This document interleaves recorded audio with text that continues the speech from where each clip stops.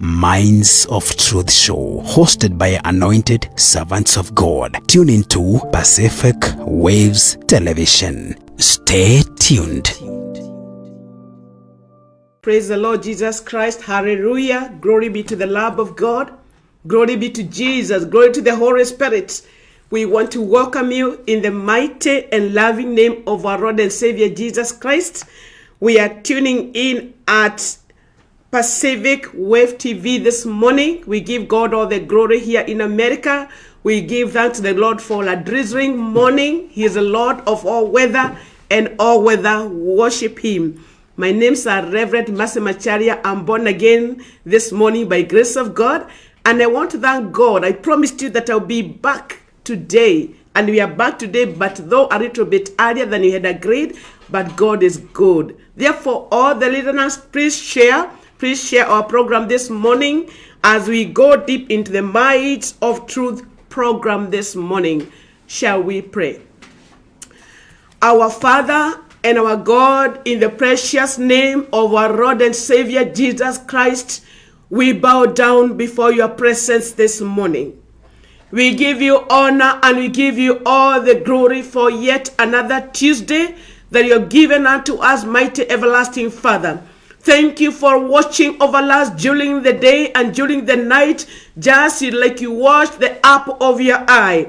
And mighty everlasting Father, you have given us a moment, another divine moment in your presence. We give you honor and we give you all the glory. This morning, as the birds of the way sing unto you and worship you, my Father, as the wilderness, as the wasteland and the grass of the wasteland worship you as they wave to the tune of the day. We want to worship it, my Father. As the great seas move the waves and the current of the sea, and the mighty waters worshiping you, we worship you, King of glory. As the mountains stand up there in line with your creation, and they worship you, they give honor and glory unto you. We join them to glorify your name in the spreader of your holiness. We give you honor, Lord, and we give you the glory. Yahweh is your name. Majesty is your name. Oh God, everlasting to everlasting is your name. We join the mighty men of faith who would bow down before you, Lord. And we join the angels and the archangels, the cherubims, my Father, as they worship you. We bow down and we join them, the holy beings that continue to worshiping you, saying that holy, holy, holy is your name. We bless your name this morning for giving us yet another time, another opportunity, divine opportunity to broadcast through Pacific Wave, Jehovah God. We invite the presence of the Holy Ghost. We invite the presence of the Holy Spirit, without whom we cannot be able to push forward the gospel. Your word reminds us that when your Holy Spirit came upon the apostles, yet, my Father, beforehand they were confined themselves in the upper room with fear of the Roman government, Jehovah God. But Holy Spirit of God, when you came upon them, you empowered them to preach the gospel with the power and anointing. We love you, Holy Spirit. We trust you, Holy Spirit. We depend on you, Holy Spirit of God. We beseech you to come to be in our midst, that as we share this word, you shall guide us and direct us. And this is our humble prayer of faith and thanksgiving, through Christ our Lord. Amen, amen, amen. Brethren, I'm born again this morning by grace of God, and I want to thank the Lord so much for giving me another opportunity to be in his presence as I share the word. I want to welcome you. This is Pacific Wave TV. We are streaming here from USA, Seattle, specifically a place called Federal Way. And we want to thank the Lord for yet another opportunity to share his word. Our topic today, brethren, shall be divine pull gives birth to divine push. I want us to connect very well with the two words. A pull is when you are propelled to the back, unavurutwa nyuma. And the push is when you are being catapulted to a certain level. And as we shall be discussing here, men and women of God, we shall be looking at the times whereby you were pulled and I was pulled back by situation and circumstances, forces beyond your control, and they pushed you so much at the back, almost to the point of getting finished with total darkness. No hope. and you looked at God and you continue praying and fasting, and you wonder, why are heavens silent? Why has God allowed this to happen? Why has God allowed me to come to the very end? Where is God when all this is happening? Such moments have ever come into your life and into my life. And those are called divine push. You are pushed far beyond, far back by situations and circumstances beyond your control. And that's what we shall be discussing. Because sometimes when the heart of God is at work, he places us down. You know, I want to connect so much with some beds. Those people who are of the 1970s and 1980s early, they remember those the beds that you used to sleep on. They are called the spring beds. You know, zile the springs. Unaradia kitanda inaenda chini kabisa. You know, there are those springs. When those beds got destroyed, I remember we used to stand on those springs. If you want to spring, you compress that spring down. And the more you compress it down, especially when you're putting a right object on it, when you compress it down, the more you compress it down, the more it will give you a momentum to, like to throw the object here that is on top far. It is the same way I want to explain this morning, that sometimes we are pushed over the back. Unavurutwa na mambo nyuma kabisa, and you are really pushed. And you sit back and ask, sometimes your sickness push you back. Sometimes a wrong pushes you back. Sometimes loss of dear ones push you back. Sometimes, name it. There are issues that have ever pushed us back. Sometimes you plant. Those ones who are farmers, you cultivate the land, you prepare the land, you put the manure, you use reba, you put the best seed, you plant, and then when I happen to come from the slopes of Aberdares, where I'm born and brought up. That is the central part of Kenya, in Africa, East Africa. And I remember my parents, I grew up in a peasant way of life, just that humble way of life. And sometimes we plant potatoes, right? Like just the way that we do it here in a state called Idaho. And in this planting, sometimes we could plow the land, of course, tilling using the cultivating tools, not machines. And then after cultivating, we have the lines, we cut the lines, we plant, they are weeded, and sometimes they're even sprayed, the various, talk about the various the various chemicals to try and, protect the crop from frost. Sometimes that place is very cold because on the leeward side of the mountain.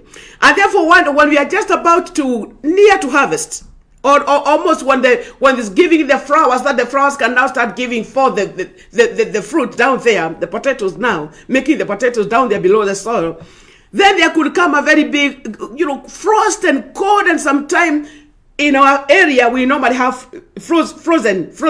They normally have the frozen seasons. And then when you wake up one morning, you find the whole rad is done. It doesn't matter how much of a piece of rad had been cultivated. Everything is pulled down, including the maize, including the potatoes. Everything had been destroyed by the frost. Other areas whereby in the arid areas, we normally have the locusts.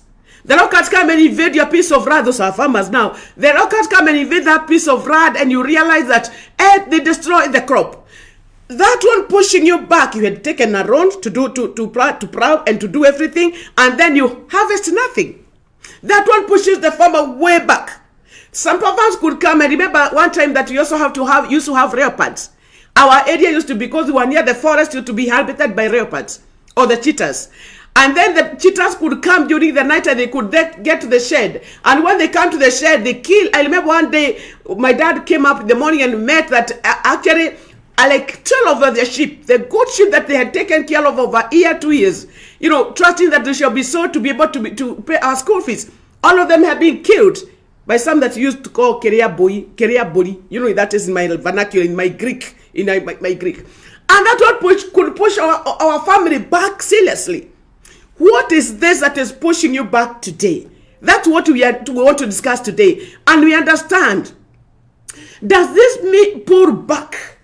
Mean that you shall never be pushed forward? My listener, this morning, we shall be talking about two characters here who at one time were in a similar situation like you are in today. But I want to tell you, as we shall see as our lessons ed today, brethren, is that our divine pull back more often than not, and I'm very categorical on divine, because sometimes God allows us to be pulled back beyond back until you are below the carpet, you are done, there is no hope. And you remember the servant of God called Job? A very good example shall you go discussing about other two characters here. Job, everything went, be it the wealth, be it his, everything that he associated himself, everything that a man of that time could have desired to associate himself with, and everything went, including his dear wife also left him. His good health left him. And no wonder now Job came to a point of saying, naked I came, naked I will exit. That is the point I'm talking about. And you could be at that particular point like Job is. But the Lord is telling us, and you know what? God was allowing that. If you're within the divine plan of God, God allows that. God allows that pull back. So that the energy that when the Lord pulls you back the same way, he catapults you now equivalently forward. Let's see something here from the book of 2 Samuel, and that is chapter number 9. We shall be discussing about Mephibosheth. We shall have an opportunity also to talk about Joseph, and we see what happened to Joseph and how their divine push back gave birth to divine push forward. Their divine pull back gave birth to divine push forward. That is catapulting. Let's go to Samuel chapter 9. One day, David asked, is there anyone left? Is there anyone left of Saul's family? If there is, I would like to show him kindness for Jonathan's sake. There was a servant of Saul's family named Ziba, and he was told to go to David. Are you Ziba? The king asked. At your service, sir, he answered. The king asked him, is there anyone left of Saul's family to whom I can show loyalty and kindness, as I promised to God I would? David wanted to honor the promise that he'd said that he'll show favor into the house of Saul, even though Saul is the one who was taking after his soul. Ziba is being asked, and this is the response of Ziba. Ziba answered, there is still one of Jonathan's son. He is crippled. It's good for me, my brother, my sister, to say Ziba had not been asked to define. Ziba had not been asked to define. He had been asked, is there anyone who is a descendant of the house of Saul who is remaining that I can be able to show him favor? Here comes Ziba. And there are some Zibas who come along your life, my sister, my brother. When Ziba was asked about the Jonathan's house, at the house of Saul, he came defining. Ziba answered, there is still one of Jonathan's son. He is crippled. Hakuwa ameulizwa hivyo. Alikuwa ameulizwa kama kuna nini? My sister, my brother, there are some people that definition by itself was a pull back. When people come defining you, when they go talking about you, when they go mentioning about you, it's a pull back. Because the way people define you, they are preparing. There's power in the tongue. Because when people mention something and they define something, they propel situation and circumstances toward that direction. And therefore, the definition of Ziba to Mephibosheth was a pullback, describing you. That is people. Let's see here what happened. Where is he? I want you to hear another pushback. Pushback. The king asked, at the house of Meshil, son of Amil, in Lodibar. Ziba answered. So the king sent David for him. When Mephibosheth, the son of Jonathan and grandson of Saul, it's good for you to underscore that this cripple was a grandson, mujuku kagukaka Saul olewali mudamaki. When Mephibosheth, the son of Jonathan and a grandson of Saul, allied, he bowed down before David in Lisbeth. David said, Mephibosheth. And he answered, at your service, sir. Don't be afraid. When God wants to remember you, it doesn't matter wherever you are. God, you pull you from there. Let's hear what's happened. Verse 7. Don't be afraid, David replied. I will be the king to you for the sake of your father Jonathan. Remember, Jonathan was a dear friend of David, despite the dad to Jonathan being a little hater of David. I will give you back all the land that belongs to your grandfather Saul, and you will always be welcome at my table. Mephibosheth bowed again and said, I am no better than a dead dog. It is good for you to hear that one also, that ourselves, sometimes we divide ourselves, and there's power in our pronunciation. There's a prayer power in what you declare about yourself. Do you hear? It is not only external factors that push us back. Even our internal factors, ourselves, with our tongue, we push ourselves back. And we put ourselves back. Look at what came out of the mouth of Mephibosheth. My sister, my brother, ile maneno unatemanga juu yako we mwenyewe, do you talk about yourself on a positive way, or you go saying, oh mulimoria wakwa, oh whatever. Look at what Mephibosheth said. We are talking about the factors, external and even within yourself, internal factors. Mephibosheth bowed again and said, I am better than a dead dog. Sir, why should you be good to me? He defined himself as nothing. A dead dog, you know what a dead dog means? And he went further to say, why should you be good to me? He's even directing the standing of Saul. My sister, my brother, the pullback that you have today, could it have come from external factors combined with yourself? What you declare and prophesy about yourself? What is happening with your family? What is happening with your children? What is happening with your business? What is happening with your health? What is happening with the country, our country? Here and across the world, and even our country, Kenya. Could that be a factor of what leaders, we as leaders, we are talking to our mouth? It can never be, and therefore it don't become. The external factors and internal factors can push you back.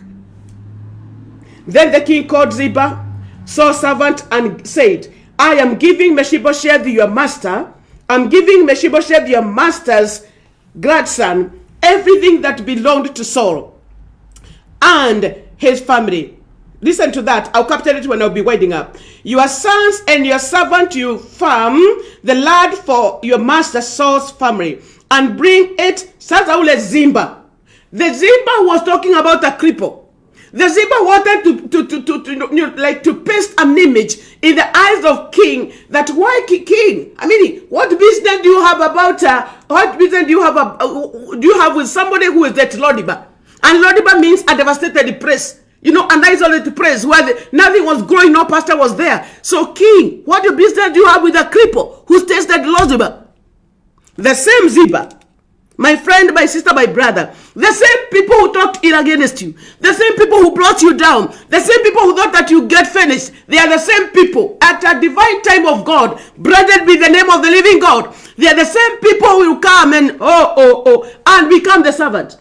Hear what Lord Ziba was told. I love the Lord Jesus Christ. I worship in the splendor of his glory. Then the king called Ziba, Saul's servant, and said to him, I am giving Mephibosheth your master's grandson, everything that belonged to Saul and his family. Your sons of who? Sons of who? Of Ziba. And your servants of who? The servants of Ziba. Yeah?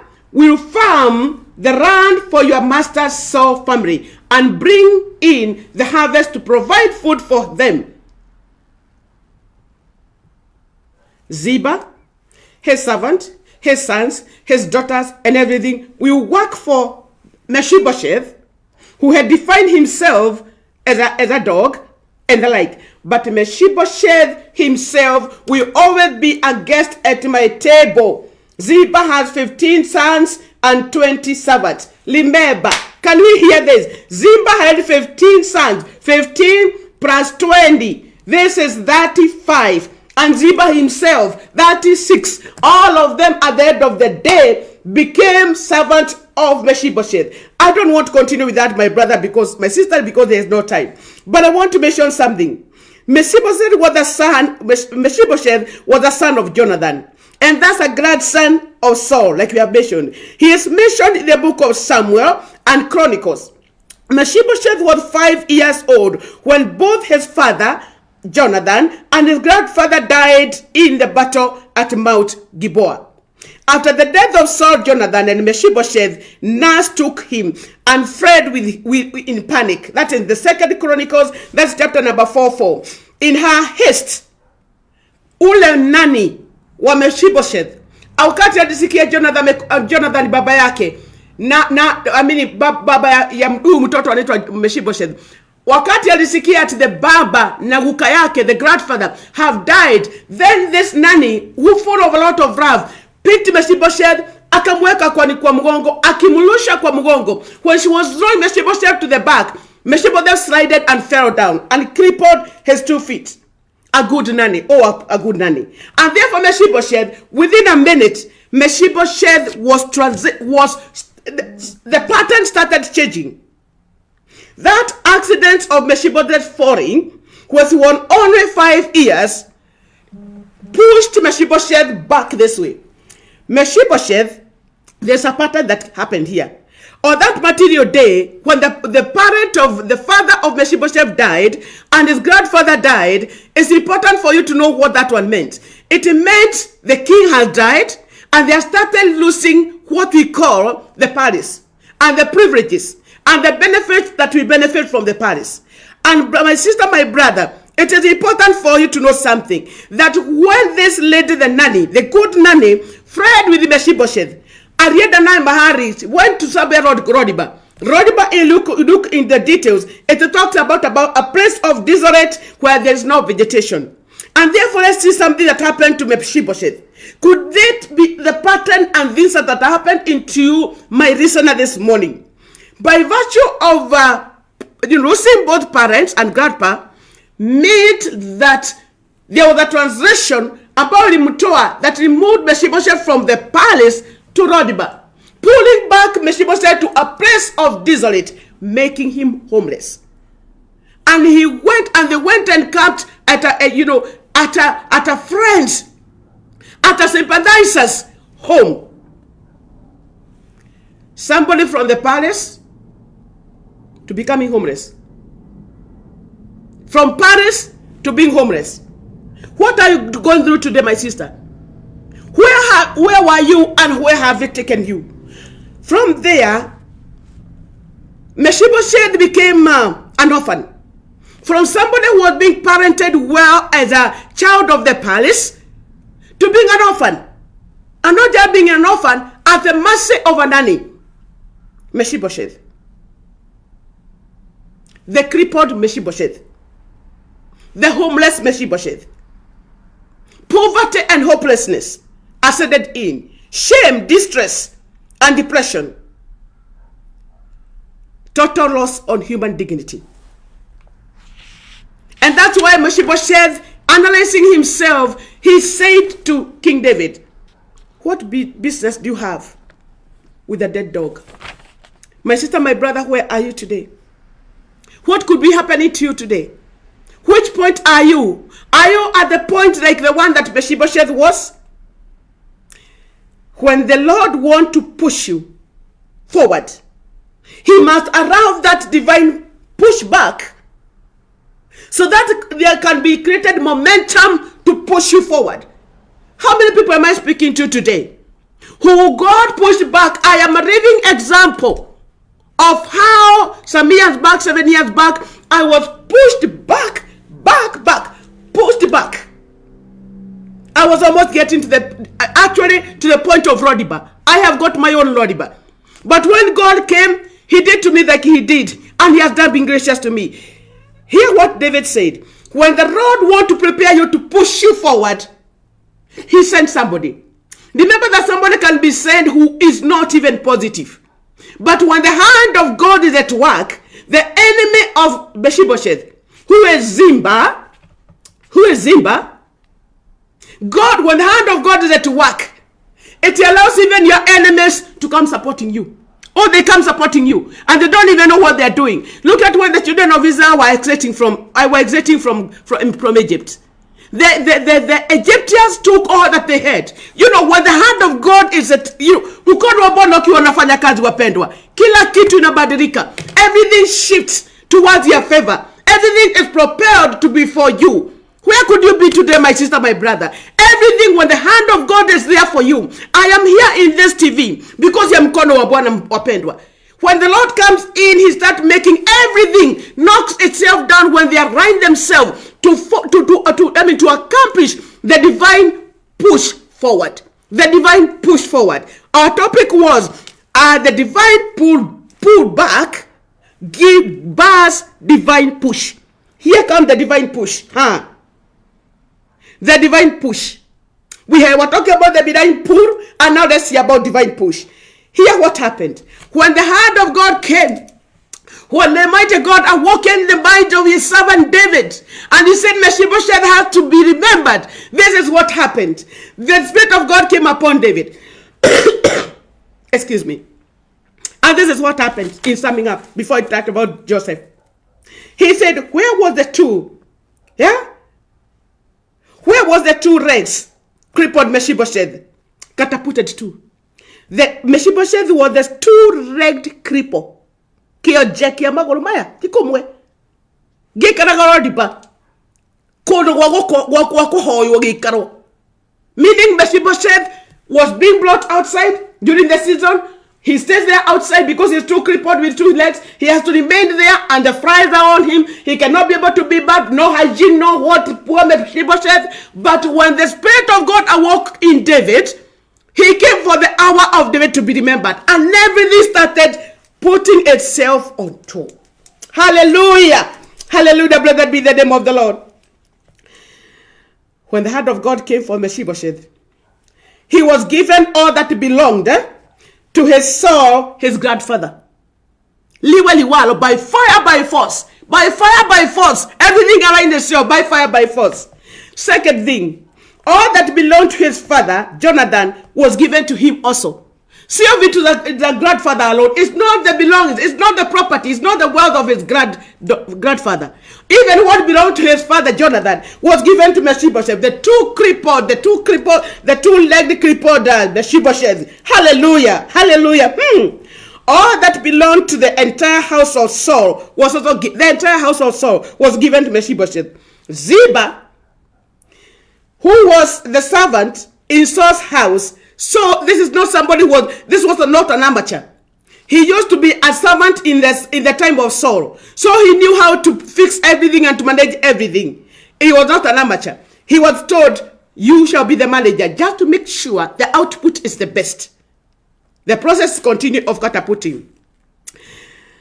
The other thing is that Mephibosheth shall always eat. The Mephibosheth was left somewhere out by people who are going out and nobody to take care of him. And when he could even, his personal hygiene could not even be taken care of. Mephibosheth, shave the beards. Clean up Mephibosheth, shave his head, clean up Mephibosheth. Make him good. Have good ointment. Put him on a wheelchair. There before he used to be on a mat that was never washed. Dirty there at Rodiba. Then put him on this wheelchair that he had to drive himself when he wanted, and then he is enjoying. Look at now Mephibosheth.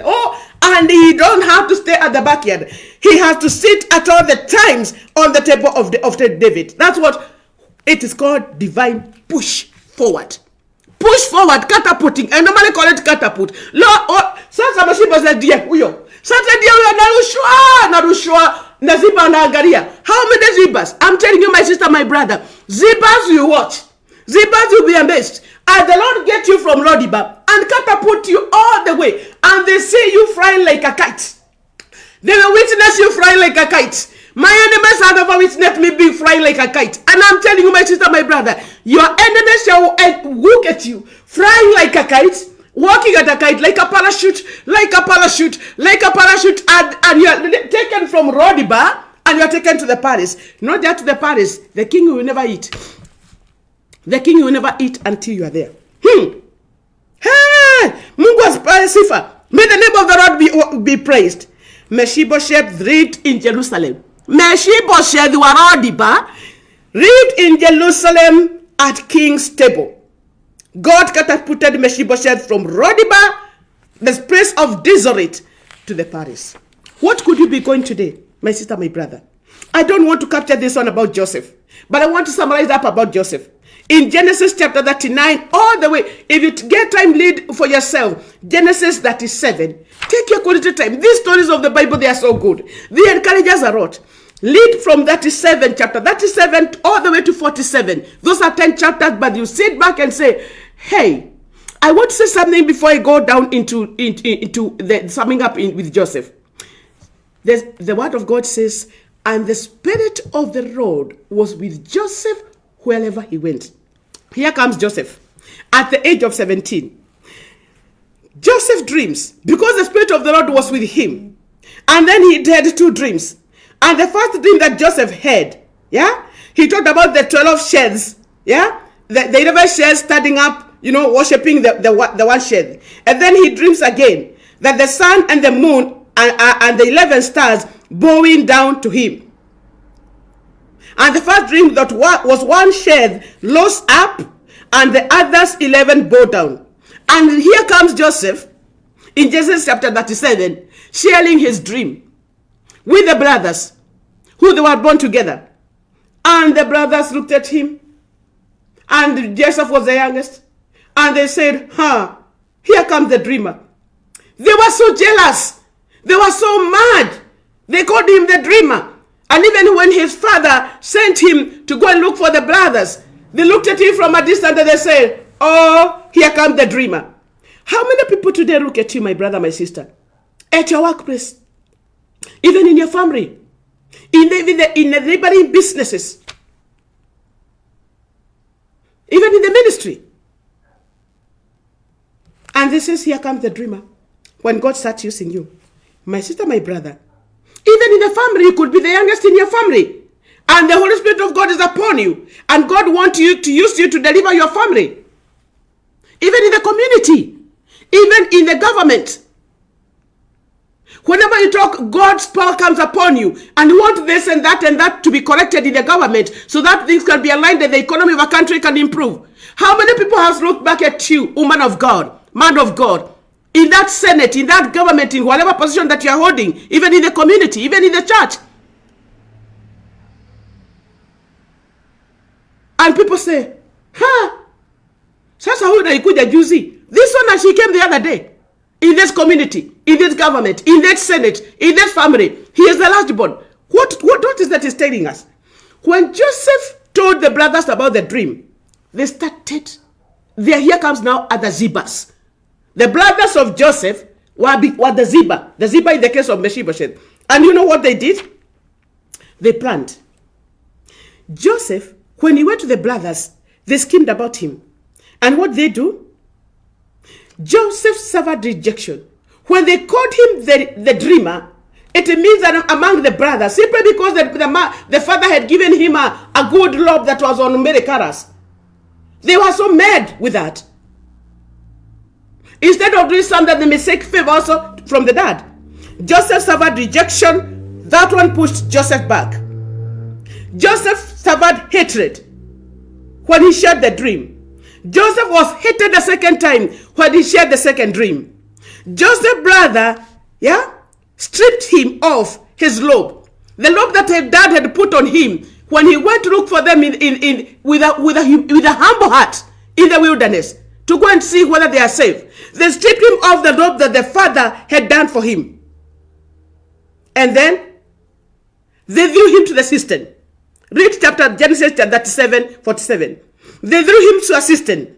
A cistern is a man-made well that's, pit or a big pit that doesn't have water. What happened again? They look at Joseph like this. What can we do with this, Joseph? Oh, what can we do with this, Joseph? How many people sit in night meetings thinking about how they are going to push you back and push you back? Some of us are products of pushback. But unfortunately, this pushback has sharpened us, made us to be desert-tested material. We have been handed. My sister, my brother, your pushbacks are not meant to destroy you, but they are meant to make you stronger in your faith and in knowing God is a better way. Joseph is sold. They now plan, was using the maximum of their brain, what's right between the 2 years. And they decide they're going to sell Joseph. And they sold Joseph at 20 shekel. When he was still, they were negotiating how to sell him. And Joseph was listening. My sister, my brother, 20 shekel, when you look at the trading rate today, it is equal to $5.53. I mean, showing that's very little money here in US. Actually, that is very little money. It's like they can give him away. I mean, just give us those 20 shekel. No big business. Call him. Go with him. As long as he's not here, as long as he's not within the whole family, go take him. And they sold him to the Shumanites. The Shumanites, yeah? When he was healing, the Shumanites of Midian, they sold him. Go with him. Let him disappear, and then we shall go and scheme and cheat and tell our dad that this guy was killed by animals there. And that's what they did. Here comes now, can you see now, Joseph on top of the camel. Here he is the brothers, he lies on the camel. Joseph is indignified. Joseph is rejected. Joseph is hated. I mean, my sister, my brother, he looked at the brothers like this, Akasema. Surely who came up with this idea? Sometimes you look at a lot of people when you are being pushed in the society, in the family, and you wonder who came up with this idea. You cannot even see them physically. All of them are posing innocent. Yet they are the schemers. And I'm telling you, my sister, wakati walikuwa pandishwa kamia, when he was getting on top of that camel, none of them separated, and was looking all of them with the innocent eyes from the face. And they looked at Joseph disappearing, going to the wilderness and going. Oh my goodness. I can imagine the way Joseph was turning to the brothers, including his very intimate brother, Benjamin. And he was wondering, Reuben, even you? And naming them, even you? None of them, you have got mercy over me. And they disappeared to the point of them becoming a dot in the wilderness. My sister, my brother, here comes Joseph. Akafika kure, akauzwa. To the wife of Potiphar. He was bargained the second time. Remember, he was sold by the brothers. He was sold the second time to the wife of Potiphar. He goes to Potiphar's house. I'm trying to wind up. Goes to Potiphar's house. When he's in Potiphar's house, and it was because he was a strong man who was full of the Spirit of God. The Potiphar admired Joseph. What a man. Just like what I can see. Just Potiphar's wife planned to do evil. And then when Joseph escaped, the Potiphars grabbed, the cloak of Joseph, and then came and showed it. Look here, this man wanted to rape me. This Israelite wanted to rape me, and he bear false witness on Joseph. The end of that was that Joseph was pushed into the cistern, and into the jail. Below the waters. They called it the dungeon. My sister, my brother, look at Joseph, who was loved nicely by his father, being sold, and after being sold on the camel, and sold again second time to Potiphar, and then here comes Potiphar's wife bearing false witness, and here comes the servant of God Joseph into the dungeon, and into the dungeon, Joseph went there and interpreted the dreams of the cupbearer. What do we find happening with Joseph? When he was down on the dungeon, the Lord had mercy on. It is the time of the divine push forward. When he interpreted the dreams, I'm summarizing. When he interpreted the dreams of the king, what happened? As I sum up, he was called from the dungeon, interpreted the dreams of Pharaoh, and became light. And then when he interpreted them correctly, this is what happened. We saw the case of Mephibosheth. He was put second in charge of command, the whole of Egypt. Pharaoh took his signet ring, pete yake yenye inaekanga muhuri, the signet ring, and put it on Joseph. Joseph was dressed in the robe of fine linen. Joseph, he is now being pushed forward. Gold chain was put around his neck. Number 5, he was loaded on the horse as the second in command. Everybody shouted before him, pave way for Joseph, pave way for Joseph.